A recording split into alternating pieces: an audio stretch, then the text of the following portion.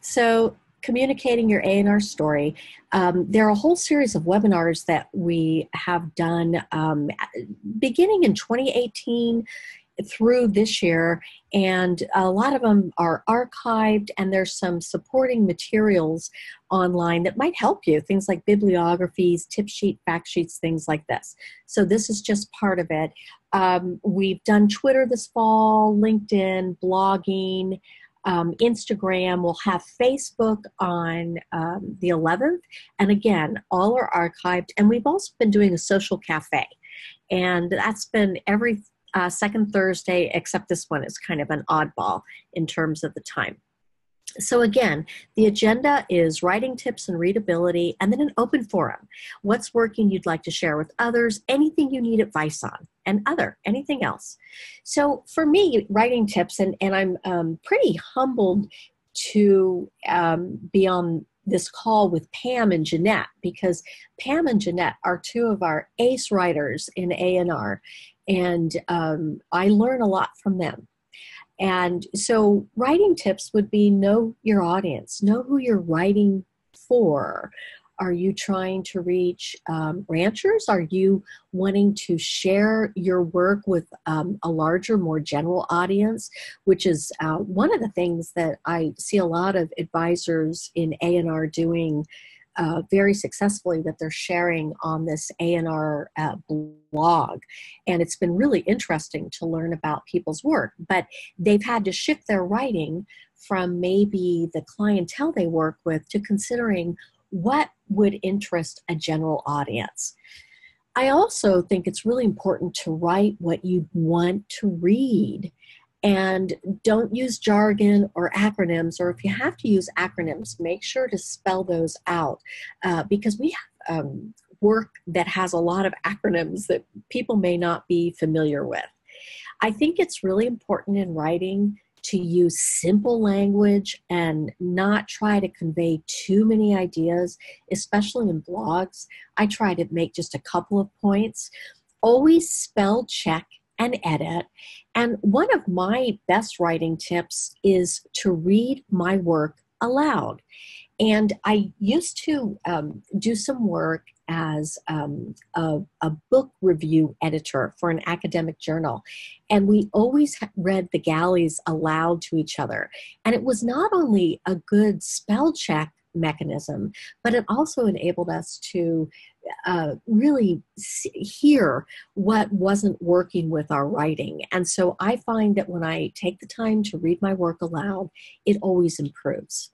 So there is an A&R style guide, and I can, or Pam can, or Jeanette can drop the link into the chat box. It provides grammar, capitalization, and other style guidelines for writing about A&R's work for the public, and it's a wonderful resource. And I think sometimes we forget that it's there, and it's a great resource for our writing. One of my favorite things is to use readability tools. So there is a little widget called Flesh Kincaid, and it provides readability statistics, and you can plug it into your Word. And what it will do is it will enhance the spelling and grammar check. And it processes through as part of that. It gets integrated. And it gives you a lot of good information. So I first became familiar with Flesh Kincaid when I was a graduate student in education, learning how to teach reading and writing to students. And we used Flesh Kincaid then. And it would help us understand, reading levels, basically. And there's also a little part of it called the Flesh Reading Ease. And this is really helpful. What it does is it calculates the readability of your text on a scale of 0 to 100. And so a lower score means that the content is more difficult to comprehend.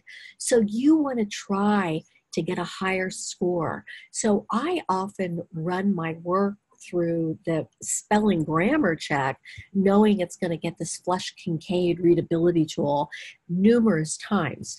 So it also will help you understand the years of education required to understand what you've written. And I, in my blog, try to shoot for typically a 10th through 12th grade level for reading level. And obviously, some of the audiences that we, work with in A&R have a much higher reading level, but for the kinds of blogs and general audience texts that I do, I try to go for, 10th through 12th grade. So there's also something, and if you don't, you may already have this installed on Word. And I can go through a Word document later on and show you what it looks like. And if not, you have to Google how to install it. It's pretty easy, but it is different for installation process for Mac as opposed to PC.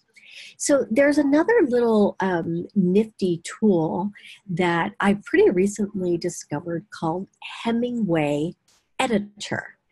And it's kind of interesting. It's a desktop app, and what you can do is you can drop your text in and it will assess it. And it will not only provide some readability statistics, but it will also give you color-coded suggestions, i.e. like adverb use, alternate wording, things like that. There's a free version and there's also a paid version. Now, one of the things that I forgot to mention about Flesch-Kincaid that I really like is it will identify for you the percentage of your sentences that are passive. And we don't really want passive writing. We want active writing. And sometimes that statistic is really painful for me to read personally as a writer, because sometimes I tend to write in a very passive way. But it's really helpful to make your writing more lively. Okay, so there's some other resources. I've got some blogging notes which are available online on the Learning and Development site. Jody's just packed that site with all sorts of good resources. If you can't find them for some reason, let me know and I'll send you a link or a PDF. And this is basically a really informal document that I created that, sort of as someone who blogs a lot. Other resources that I use, because I like old school resources too. There's a relatively new book out called Dreyer's English, and it is absolutely a wonderful read. And it's got all sorts of grammar tips and word usage tips and things like that. And probably every office in A&R ought to have it. And it's just a really fun read too. My other sort of go-to is The Elements of Style, the old Strunk and White book. And I actually have the Elements of Style that I used in high school when our advanced English teacher gave every student in the class a copy of that book. And then another place that I go to for writing tips is LinkedIn Learning, which of course we have access to from A&R. And it's got some wonderful tutorials on writing. So, those are the kind of, things together. So again, the PowerPoints are in PDF. And on the A&R Learning and Development, there is a bibliography about all of this stuff. And there's also a tip sheet. Okay, so I'm going to click to exit this. And then Pam and Jeanette. Jeanette, I'm also going to make you, oh my gosh, we got some great people. Hi, everyone, welcome. Sorry about the video. Would there be a particular document, Pam and Jeanette, that you would like me to run through the Flesch-Kincaid?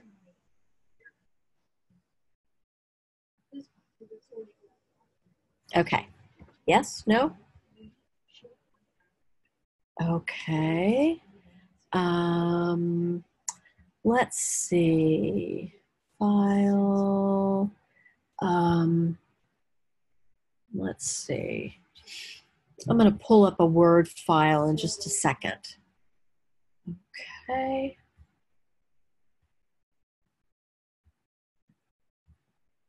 Let's see. Let's see. Okay, desktop.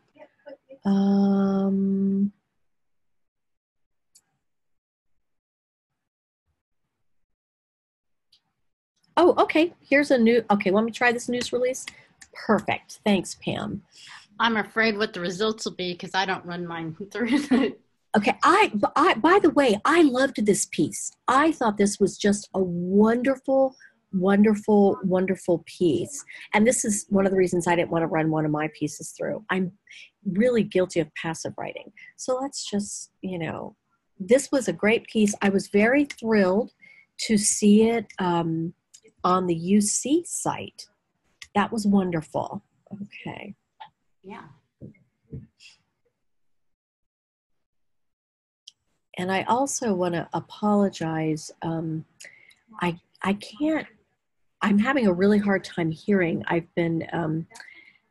had an ear infection for 10 days. And so I can't even hear myself. And I'm having a hard time thinking. Okay. All right. So here is file. Let's do spelling and grammar. Okay. Okay. Well, okay. Ignore. Okay. Okay, so these are the readability statistics. Now, I just took a portion of this piece and by the way, if you haven't read it, please read it. It's really a wonderful piece about the working landscape and the report. So I just took a piece of it. So 610 characters per word, the flesh reading ease. Well, this is not fair. I don't know why it's got that. Well, actually, Pam, that's really good. That's like really good. So it says that the grade level, this is like college level reading, which makes sense to me. And I think that's actually appropriate for this report. It's a very technical, an economic report. Passive sentences, only 10%. That's really good. I mean, that's good if you can get only 10%. So you get an idea about how it works. And so plug it into your widget. So now I want to turn it over to any questions that you may have about this topic or about social media in general. Or if there are things that you want to share that you're doing, just sort of drop in the chat box and then we can let you talk. But type any questions that you have about any social media platform or strategy, and then we're happy to try to answer. We've got about 10 or 15 minutes for this. I'm hoping I get some questions.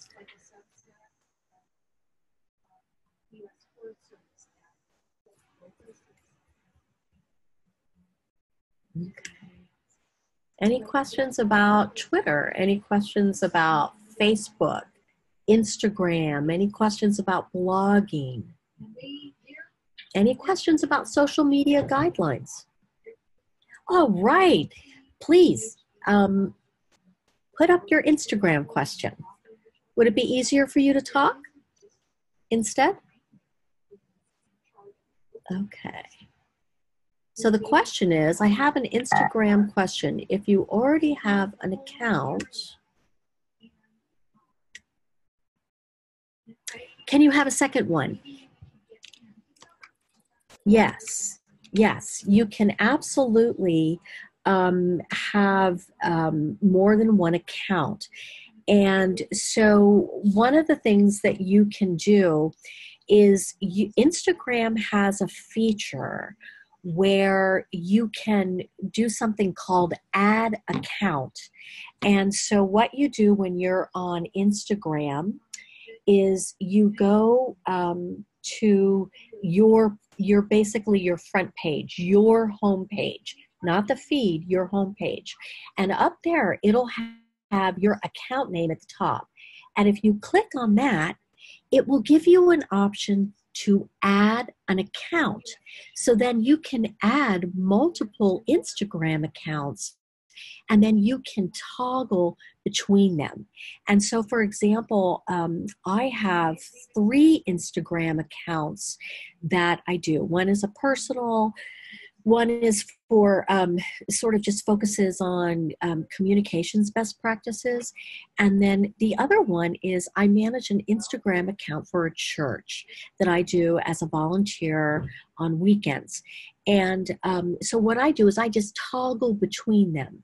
So that's how you can keep them, your personal accounts, separate from your work accounts. And you don't have to have them on the same email. You can have them on different emails as well. You just have to have the credentials when you go and add the account. It's actually a really slick feature. It's really wonderful. Does that answer your question? Good. Okay. Are there any other questions about social media or writing or anything? You have Pam and Jeanette on the line. This is your chance to know everything, to be a guru like them. Any other questions? Is there a minimum requirement to get a blue check mark on Twitter? No, there's not a minimum requirement. And I don't know, they're not doing the blue check marks anymore. They're not adding them. They're apparently, it will come back, and it will be, but it's on hiatus right now. And so that used to be that you could request it. And, and it's kind of interesting because one of my favorite, people to follow on Twitter is John Hausman. And John Hausman is a journalist, but he describes himself as taking a gap decade, which I love. And he's got a blue check, and he's only got 1,600 followers. And so I'll be interested to see if this program comes back and if they make the requirements clearer. But I think that's a good question. So I got a question about, I thought reading ease numbers should be high, not low. That is a kind of weird thing about Flesch Kincaid. And this question about reading ease relates to the Flesch Kincaid widget. So with Flesch Kincaid, the lower your reading level, the easier it will be for general audiences to read. So that's the desirable. Okay, so Georgia, will come back to passive writing in a second. We'll get to all the questions, okay? So Max, if you have Word open and you don't have spelling and grammar and you don't have the readability option, look at Google Flesch Kincaid widget, and you'll find directions on how to download it. You might even be able to do it from the help bar in Word. And it's different from a Mac to a PC. Okay, so Christy, and again, I promise we'll come back to passive writing. Best opinion on best time of day to post on Facebook for maximum exposure. Actually, that depends on your audience. And so as you post, you'll, if it's like a business page, if it's a personal page, you don't get the metrics, right? If it's like a business page or an organization page, as you start posting, you actually can pull those metrics, and it might even make suggestions for you. So, Christy, are you using like an organizational page for that? And then I might be able to help you. Yeah, Max, I can help you with that, and we can even jump on the phone if you want right after this, and I'll walk you through it. My cell is 805-794-1665. Getting back to Christy, okay, you've got 4-H club pages. Christy, if you want to, set up a time too, I can walk you through that, because if you use the scheduler on the back end of Facebook, it will actually recommend times for you to do. So again, my number is 805-794-1665. Please, you can text me, you can call me. If I'm not available on the phone, I'll get right back to you. And Max, I'll help you install this. Christy, I can show you how to do those, like how to look at those statistics on the back of your page. Okay, so we have a lot of good questions about passive voice, including from Miguel. I also have the tendency, I do too, Miguel. Do you have any advice or resources to turn passive into active voice? Yeah, and I think Pam and Jeanette would also have some great advice. Pam, Jeanette, would you guys like to jump in on this and offer some tips? It's I think it's more conversational when you focus on the person or the persons who are doing the actions, then it makes it more active rather than focusing on what was done. Yeah, I also find too that sometimes what I do that helps me is I insert a quote from someone, because that reminds me that it's a living, it's a living document. And Miguel, if there's anything that any particular writing that you want to run by people, I mean, I would certainly be happy to look at it. I would too. Yeah, and Pam would too. Jeanette, do you have any advice on how to turn passive into active voice?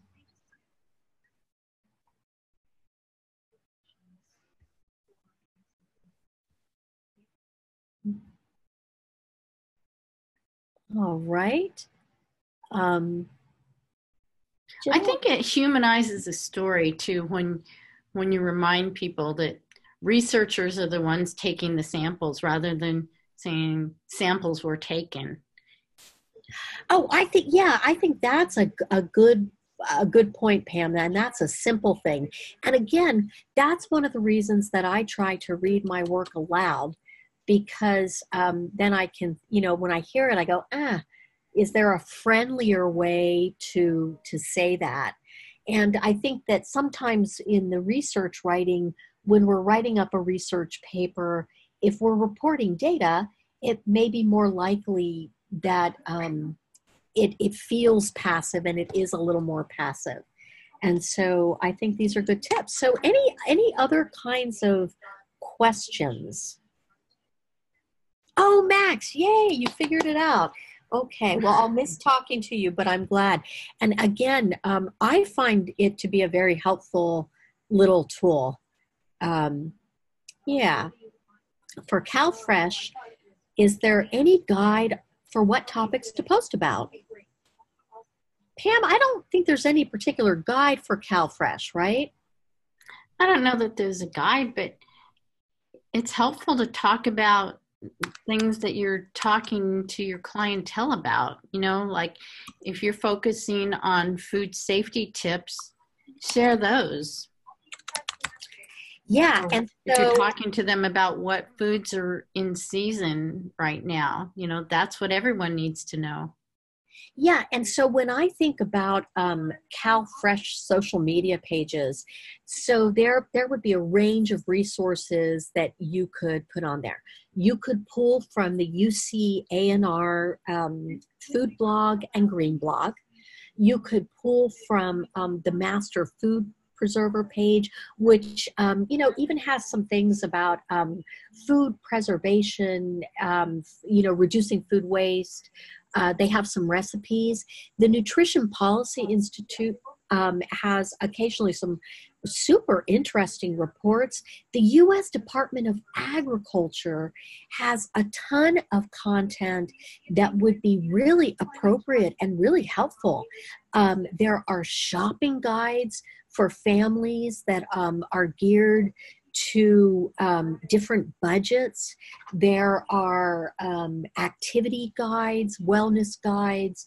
There are recipes. The USDA has some wonderful content. And again, I think A&R has some terrific content that would interest. But if I were looking to CalFresh, I would want things like food safety, how to buy food on a budget, healthy meals, activity tips, like family activity tips. You could even throw in some wonderful links to some of the gardening stuff that we have in A&R. Another good source of content for a CalFresh page would be the Junior Master Gardener Program, which is the National 4-H Gardening Program. And that it's based at Texas A&M, but they have some good content. I hope that is helpful, Laura. Any other sorts of questions? Okay, so if there are no more questions, I'm happy to hang out for a few more minutes. The idea of these is that they're half an hour. But I'm going to put my phone number here, and you can feel free to call me or text me, and I'll also put my email here. And if you just have any questions, if you want to explore something further. Oh, here's a good question. Pam, stock photos available to UC A&R employees. So I'm going to put a couple of places where I get stock photos, and I'll let Pam talk about the A&R repository. My two favorite places to get stock photos are Unsplash and Pixabay.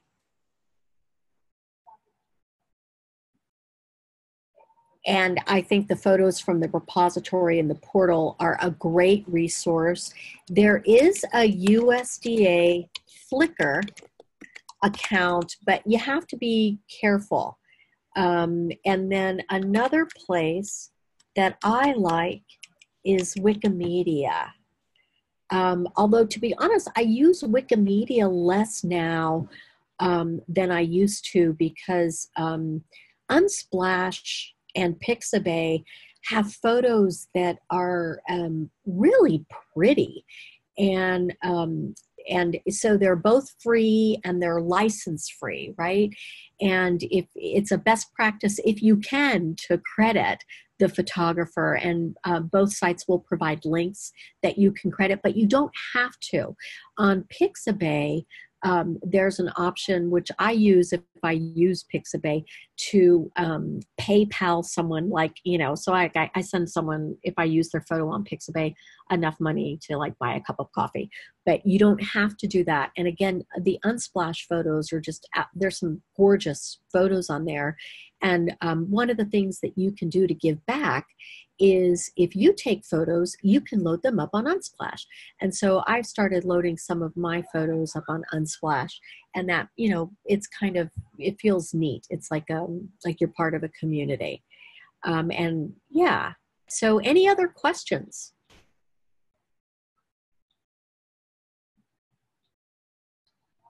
Okay, if there are no, Unsplash and Pixabay have tons of food pics. And yes, you would absolutely find things for master food preservers there. And what I have found with Unsplash is you might have to, what I do is I actually might try a couple of terms. So you know what I'll do? Since I'm sharing my screen, why don't I go to Unsplash right now, and let's just take a look at and see what they have for food canning and what the terminology might be that you would find it. So this is what Unsplash looks like. Okay, let's canning food. Let's just see. Look at this. Now, one of the things that you have to be careful about with Unsplash is sometimes they have a bar of photos above the search term, and those are actually paid stock photos that you could opt to pay. But look at these gorgeous, gorgeous, gorgeous, gorgeous food photos. And again, if we have A&R photos, I'm all for using the A&R photos. But if we don't have an A&R photo, then, you know, I definitely would encourage you to go here. Okay, so any other questions?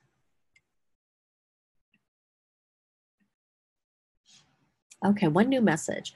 Will future social media webinars be recorded and available for later viewing? Yes. So the Facebook one will be recorded. The past ones are recorded. And yeah, you can absolutely view them. And then there's also a PDF of the presentations of the PowerPoints. And I also save the chats. And yeah. So any other questions?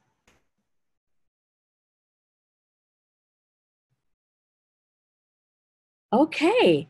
Oh, there are. Okay. Can you share a link or website for the recording? Sure. Let me find, it's on the Learning and Development website. And I sometimes have trouble finding it. I think it's down at the bottom. So Laura, I will send you that link. Stuff has moved around on this website in the last 6 months. So I'll send you a link where all of this is located. Okay. You're welcome. Any other questions before we go?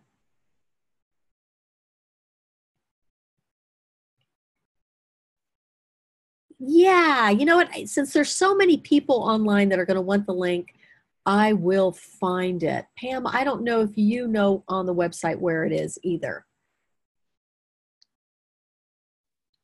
Oh, I don't. Okay. But I'll find it. Yeah.